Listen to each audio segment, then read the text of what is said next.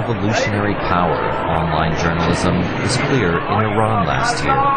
Using Twitter, Iranian bloggers organized protests against the outcome of the presidential election. Cell phone videos of the security crackdown were YouTubed around the world. Iranian blogger Omed Memarian spoke in Washington about the election violence. If it was not the internet, God knows how many more people have been killed on the streets of Tehran and the other cities. A blogger's video posts of police brutality in Egypt caused an international uproar several years ago. He's been sentenced to jail for his writings.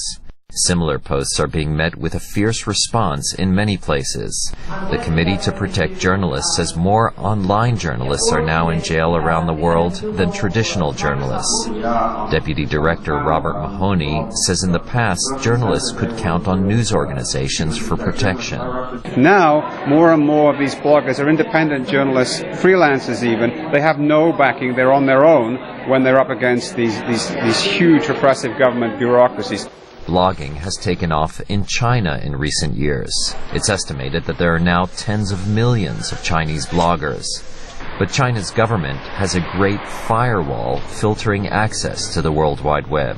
Tianqi Martin Liao of the independent Chinese Penn Center says the firewall uses advanced technology developed in America.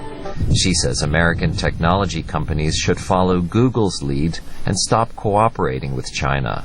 Do they want to do the evil and make their business, or do they also want to make their contribution to try to help this country out of this dilemma, out of this controlling system? Until now, tech-savvy bloggers and web reporters have been a step ahead of the censors. But press freedom advocates say repressive governments are becoming increasingly sophisticated.